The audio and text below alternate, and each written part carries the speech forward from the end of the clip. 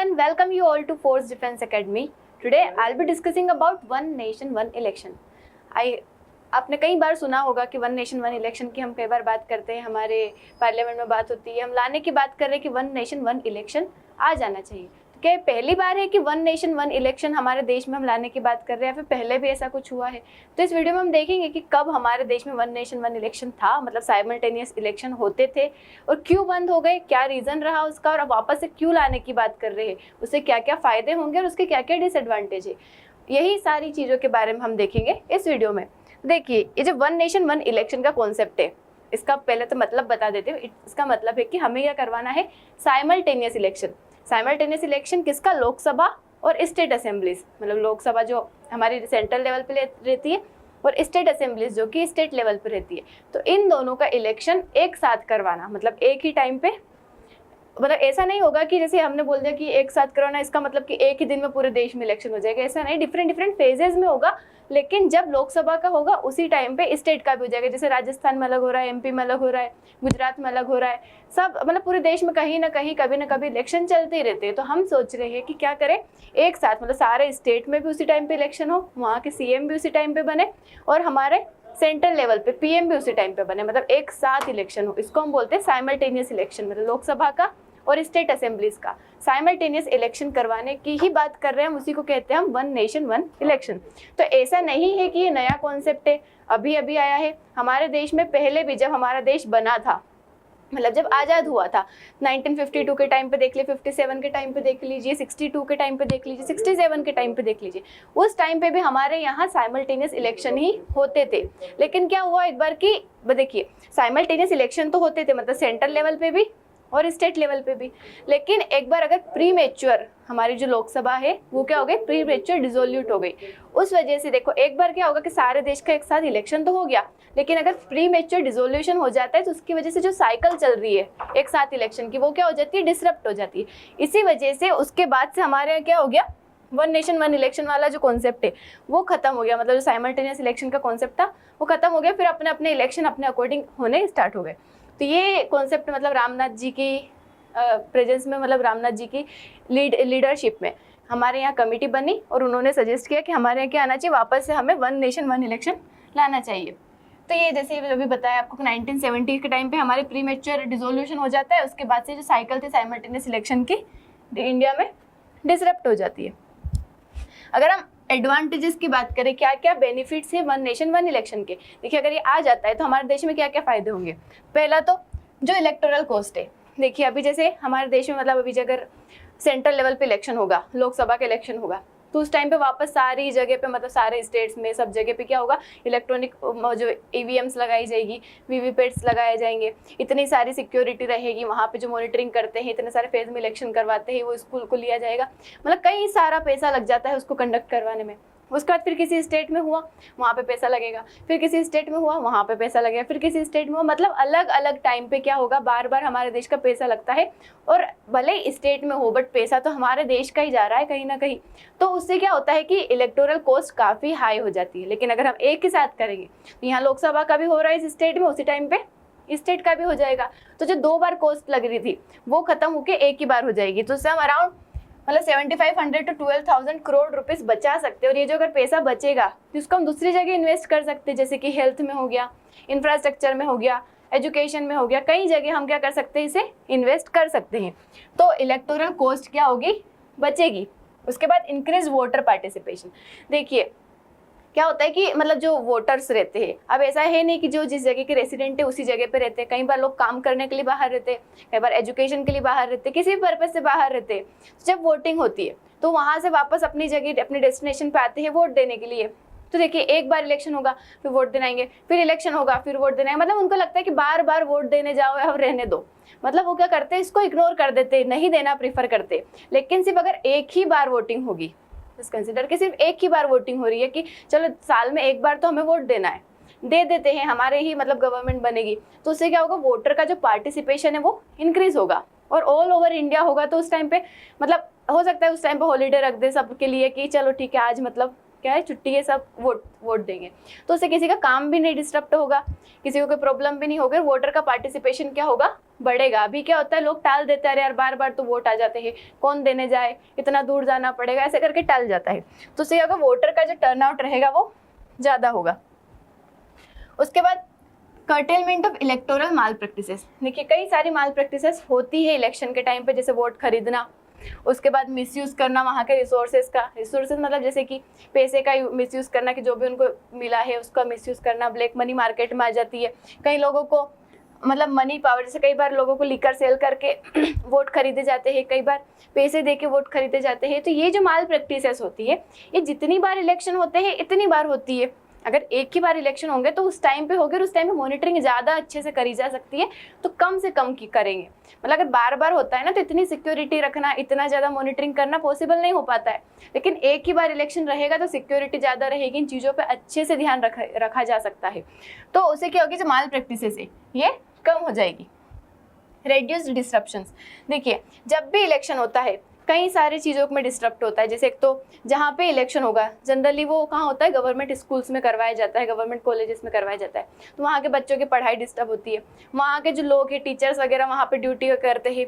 उसके बाद गवर्नमेंट की सिक्योरिटी रहती है, वो भी वहाँ पे मतलब इम्प्लीमेंट की जाती है। उसके बाद कई उस दिन मतलब दुकान वुकानें सारी बंद करवा दी जाती है, मतलब शॉप वगैरह बंद रहती है, क्योंकि सबको इलेक्शन मतलब वोट करने के लिए दुकानों को बंद करवा दिया जाता है। कई सारी एक्टिविटी जो है वो क्या होती है उस टाइम पे डिसरप्ट होती है। तो उससे क्या होगा कि अगर एक ही बार इलेक्शन होगा तो वो जो डिसरप्शन बार बार हो रहा था वो नहीं होकर सिर्फ एक ही बार होगा, तो उससे हमारी जो मतलब दूसरी चीज़ें हैं, दूसरे काम जो है वो आसानी से हो पाएंगे, उनमें एफिशिएंसी बढ़ पाएगी। जैसे कई सारे टीचर्स, कई सारे गवर्नमेंट सर्विस होल्डर्स वहाँ पे इलेक्शन ड्यूटी में लग जाते हैं, तो उनकी जो एक्टिविटी है तो उनका काम भी छोड़ रहे वो, उसके अलावा यहाँ पे भी अपना टाइम दे रहे हैं, तो उससे कि वो जो चीज़ें होगी सारी क्या हो जाएगी, कम हो जाएगी। उसके बाद गवर्नेंस कंटिन्यूटी। देखिए बहुत बार जब इलेक्शन जब भी होता है उस टाइम पे क्या लगवा दिया जाता है, आचार संहिता, जो मॉडल कोड ऑफ कंडक्ट होता है, MCC जिसको हम बोलते हैं, वो लगवा दिया जाता है। उस टाइम पे मतलब गवर्नमेंट की जो भी पॉलिसी से कई सारी चीज़ों को क्या कर देते हैं, बंद कर देते, पैरालाइज कर देते हैं। तो वो चीज़ें बार बार इलेक्शन होगा तो बार बार गवर्नेंस जो है वहाँ पे क्या हो जाएगा, रुक जाएगा, गवर्नमेंट की पॉलिसीज रुक जाएगी। तो वो ना हो, बार बार ना हो, इसलिए वन नेशन वन इलेक्शन बहुत बेनिफिशियल है कि सिर्फ एक ही बार रुकेगा सारा सिस्टम, बाकी फिर चलता रहेगा। उसके बाद इम्प्रूव्ड इलेक्शन मॉनिटरिंग। देखिए अगर एक ही बार इलेक्शन होता है तो वहाँ पे मॉनिटरिंग करना क्या होगा, आसान होगा। मतलब हम जो भी सिक्योरिटी बार बार क्या होता है, मतलब आप खुद ही सोचिए कि अगर आप एक काम को, हालांकि एक काम नहीं, आपके पास 4-5 काम है, आपको 4-5 अलग अलग काम करना है, तब सब में थोड़ी थोड़ी एफिशिएंसी लगा के काम करेंगे। वहीं आपको सिर्फ एक ही काम करना है, जस्ट कंसिडर, तो आप क्या करेंगे, पूरी एनर्जी पूरी एफिशिएंसी उस जगह पे लगा देंगे, तो काम ज़्यादा फ्रूटफुल रहेगा। तो वहाँ पे मतलब इलेक्शन मॉनिटरिंग जो रहेगी ज़्यादा अच्छे से कर पाएंगे, क्योंकि एक ही बार तो इलेक्शन होंगे देश में, तो उस टाइम पे पूरी सिक्योरिटी पूरी तरीके से अच्छे से मॉनिटरिंग होगी। अगर बार बार होते हैं ना तो इतने हाई लेवल पे नहीं हो पाएगी जितनी एक बार में हो जाएगी। उसके बाद एडमिनिस्ट्रेटिव एफिशिएंसी। देखो साइमल्टेनियस इलेक्शन क्या करेंगे, गवर्नेंस का डाउन टाइम, सिक्योरिटी। देखो जो उस टाइम पे क्या होता है, सिक्योरिटी फोर्सेस, कई सारी सिक्योरिटी फोर्सेस जो रहती है वहाँ पे काम करती है, जैसे CRPF का भी हमारे वहाँ पे अवेलेबल रहती है, कई सारी सिक्योरिटी फोर्सेस रहती है, पुलिस वहाँ पे अवेलेबल रहती है, मतलब अपना काम छोड़ के वो यहाँ पे आ रहे हैं, ठीक है। मतलब और कई सारे गवर्नमेंट ऑफिसर्स रहते हैं, इलेक्शन कमीशन वाले ऑफिसर्स रहते हैं, उसके बाद टीचर्स वगैरह, मतलब इन सब का काम क्या हो जाता है, वहाँ पे ड्यूटी लग जाती है। तो हमारी एफिशिएंसी जो उधर उनको काम करना था उसकी जगह वो इधर काम कर रहे हैं, तो बार बार इलेक्शन होने पे बार बार वो वहाँ पे आते हैं, तो वो एफिशिएंसी उनकी बढ़ेगी अगर सिर्फ एक ही बार इलेक्शन होंगे।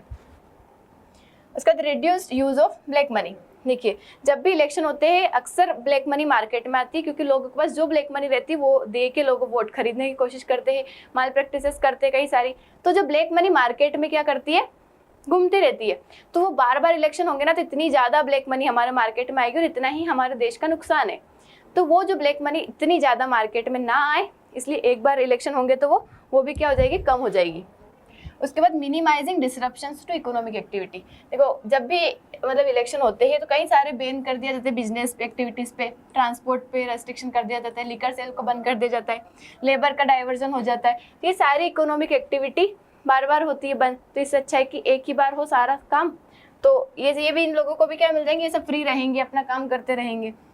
यूटिलाइजेशन ऑफ सिक्योरिटी फोर्सेस, मतलब सिक्योरिटी फोर्सेस को भी हम क्या कर पाएंगे, अच्छे से यूटिलाइज कर पाएंगे, मतलब अच्छे से एक ही बार काम रहेगा उनका। डिप्लॉयमेंट ऑफ सिक्योरिटी, मतलब उनकी प्राइमरी ड्यूटी छोड़ के वो इधर आते हैं काम करने, तो बार बार आएंगे तो मतलब उनका भी तो ड्यूटी खत्म हो रही है, मतलब वहाँ पे डिसरप्ट हो रहा है, वो डिसरप्शन ना हो ताकि एक ही बार इलेक्शन हो जाए और सारी चीज़ें हो जाए। तो ये हमने देखे क्या क्या फ़ायदे थे, किस तरीके से वन नेशन वन इलेक्शन हमारे लिए बेनिफिशियल हो सकता है अगर इम्प्लीमेंट हो जाता है। जैसे हम बात कर रहे हैं कि मतलब हो सकता है नेक्स्ट इलेक्शन या फिर उसके बाद वाले इलेक्शन से हमारे यहाँ देश में स्टार्ट हो जाएगा। अब उसके अगर चैलेंजेस देखें, जो कुछ ना कुछ चैलेंजेस तो एसोसिएटेड रहते ही है। हम किसी भी चीज़ की बात कर ले इसमें बहुत फ़ायदा है तो उसका कुछ ना कुछ तो नुकसान भी रहता है। देखिए इसमें क्या है, पोटेंशियल थ्रेट टू फेडरलिज्म, मतलब कई सारे लोगों को लगता है, ऐसा लगता है कि अगर दोनों इलेक्शन साथ में होंगे तो जो रीजनल पार्टी से, जो स्टेट लेवल पे पार्टी से, जो जिन चीज़ों को स्टेट लेवल पे मतलब रीजनल पार्टी ज़्यादा अच्छे से देख पाएगी देख पाती थी, वहाँ पे क्या होगा कि अब जब नेशनल लेवल और स्टेट लेवल का साथ में इलेक्शन होगा तो लोग ज़्यादा प्रीफर करेंगे नेशनल पार्टीज़ को। जिस पार्टी को वो मतलब जनरली आप साइकोलॉजी पे अगर ह्यूमन साइकोलॉजी देखें तो अगर कहीं पे भी इलेक्शन हो रहा है, ठीक है, आप जिस पार्टी को स्टेट लेवल पे वोट दे रहे हैं उसी पार्टी को आप नेशनल लेवल पे देंगे, मतलब जिस पार्टी को नेशनल लेवल पे दे रहे हैं उसी पार्टी को स्टेट लेवल पे देंगे। मतलब जनरली साइकोलॉजी के लोग ऐसा नहीं करेंगे कि एक जगह किसी और पार्टी को, एक जगह भाजपा दे रहे एक जगह कांग्रेस दे रहे, करेंगे जो समझदार लोग हैं जिनको लगेगा कि हमारा लीडर कौन है। लेकिन बहुत सारे लोग हमारे यहाँ इलिटरेट भी है, जिनको इतनी समझ नहीं है, अवेयरनेस नहीं है, तो वो लोग क्या करेंगे कि दोनों जगह क्या करेंगे, एक जैसा सिंबल दिखा, यहाँ भी कमल का फूल दबा दिया, इधर भी कमल का फूल दबा दिया, इधर भी हाथ का पंजा। मतलब जनरल ये ह्यूमन साइकोलॉजी है कि जो पार्टी को आप नेशनल लेवल पे देंगे उसी पार्टी को स्टेट लेवल पे भी वोटिंग करेंगे। तो उससे क्या होगा कि जो नेशनल पार्टी से वो तो आगे आएगी लेकिन जो रीजनल पार्टी से वो दब जाएगी, ऐसा मानना है कई लोगों के, रीजनल पार्टीज आगे नहीं आ पाएगी।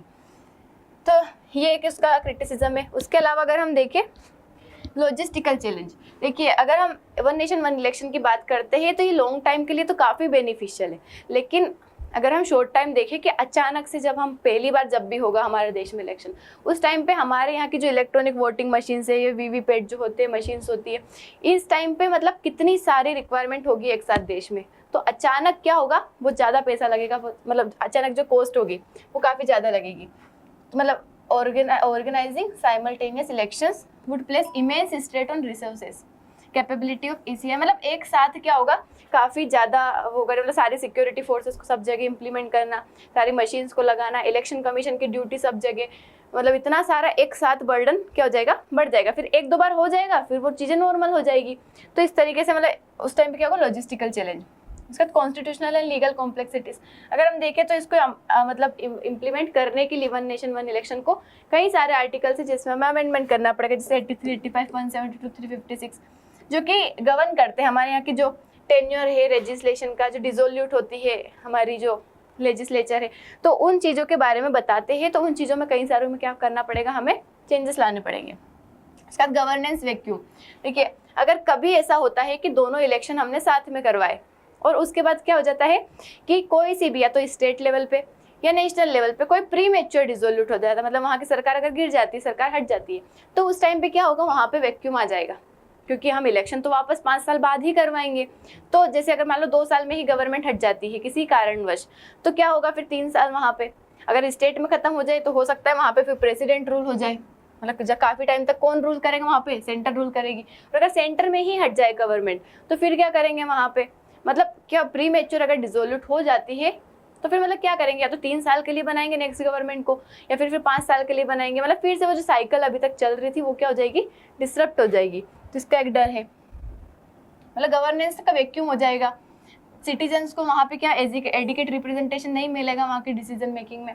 उसका प्रेशर ऑन इलेक्शन मशीनरी, देखो अगर एक साथ इलेक्शन होता है पूरे देश में तो जो हमारे इलेक्शन कमीशन जो है उसके ऊपर क्या होगा, काफ़ी ज़्यादा प्रेशर होगा एक साथ, मतलब पूरे देश, इंडिया कोई छोटा देश तो है नहीं कि हाँ छोटी सी जगह में है, बहुत बड़ा देश है, कई सारे स्टेट से सब जगह इलेक्शन करवाना एक बहुत बड़ा टास्क हो जाता है। स्टेट में भी ऐसा तो है नहीं कि एक स्टेट में एक ही जगह पे इलेक्शन होगा, एक स्टेट में भी कई सारे अलग अलग वार्ड्स होते हैं, अलग अलग जगह होती है, वहाँ पे इलेक्शन मतलब उनके अकॉर्डिंग होता है, मतलब अलग अलग कॉन्स्टिट्यूएंसीज जो होती है। तो इतना सारा मतलब क्या हो जाएगा, अचानक बर्डन पड़ेगा हमारी इलेक्शन मशीनरी पे। इसका political resistance and lack of consensus, देखिए जो वन नेशन वन इलेक्शन की अगर हम बात करें तो कई सारी पॉलिटिकल पार्टी से, स्पेशली रीजनल पार्टीज जो है वो क्या करती है, डिसएग्री करती है वन नेशन वन इलेक्शन के नहीं आना चाहिए क्योंकि हमारा मतलब फिर रिप्रेजेंटेशन ही खत्म हो जाएगा, तो एक कंसेंसस नहीं बन पाता है। उसके बाद disruption due to premature dissolution, government अगर पहले ही डिसोल्यूट हो जाती है तो वहाँ पे क्या होगा, डिसरप्शन आ जाएगा, मतलब एक तरीके से क्या हो जाएगा, मतलब चाहे स्टेट में हो चाहे सेंटर में हो, मतलब वहाँ पे वैक्यूम आ जाएगा गवर्नमेंट का। उसका delayed electoral justice and dispute resolution. देखिए इलेक्शन से रिलेटेड जो भी डिस्प्यूट्स होंगे, मतलब जो भी लड़ाइयाँ होगी, कॉन्फ्लिक्ट्स होंगे, एक साथ पूरे देश में हो रहा है, स्टेट लेवल पे भी, सेंट्रल लेवल, मतलब सेंट्रल लेवल पे भी, स्टेट लेवल पे भी, सभी जगह हो रहा है। तो एक साथ अगर जो भी केसेस होंगे तो अचानक, मतलब इतने सारे लोग अगर पार्टिसिपेट कर रहे हैं वोटिंग में, इतने सारे, तो उससे डिस्प्यूट्स भी जो क्रिएट होंगे, तो जस्टिस मतलब हमारी जुडिशरी जो है उसके ऊपर भी बर्डन अचानक बढ़ जाएगा और फिर डिले होगा जस्टिस में, क्योंकि कई सारे केसेस एक साथ आ जाएंगे, तो उसके ऊपर भी बर्डन पड़ेगा। तो हमने देखा वन नेशन वन इलेक्शन के बारे में, क्या है, पहले भी था, फिर क्यों बंद हो गया, उसके क्या फ़ायदे हैं, क्या नुकसान है। तो वन नेशन वन इलेक्शन को लाने के लिए देखिए सबसे बड़ी जो रिक्वायरमेंट है, प्रॉपर प्लानिंग की रिक्वायरमेंट है। हमें ध्यान रखना है कि हमारा जो फेडरल स्ट्रक्चर है, मतलब किसी को भी कॉम्प्रोमाइज़ ना करना पड़े, मतलब स्टेट सेंटर दोनों साथ में मिलकर अच्छे से काम करें। फेडरल स्ट्रक्चर, फेडरल की ऑटोनॉमी खत्म नहीं होनी चाहिए, पूरी तरीके से प्लानिंग के साथ इसको इम्प्लीमेंट करने की ज़रूरत है, और अगर आ जाता है तो हमारे देश का काफ़ी ज़्यादा फ़ायदा होगा। तो ये देखो, एमिंग मतलब ग्रेटर एफिशिएंसी आएगी, कॉस्ट रिड्यूस हो जाएगी, गवर्नेंस स्ट्रीमलाइन में आ जाएगी। इसके लिए रिक्वायर है हमें प्लानिंग के लिए, मतलब प्लानिंग की रिक्वायरमेंट है, जो अमेंडमेंट्स है कॉन्स्टिट्यूशन वो करने की ज़रूरत है, और एबिलिटी टू बैलेंस, मतलब हमें बैलेंस करना है फेडरल ऑटोनॉमी सारे नेशनल इंटरेस्ट के हिसाब से। बट ये आ जाता है तो इससे काफ़ी ज़्यादा क्या होगा, हमारे देश में फ़ायदा होगा। आई होप आपको समझ आया होगा वन नेशन वन इलेक्शन क्या होता है। Thank you so much. जय हिंद।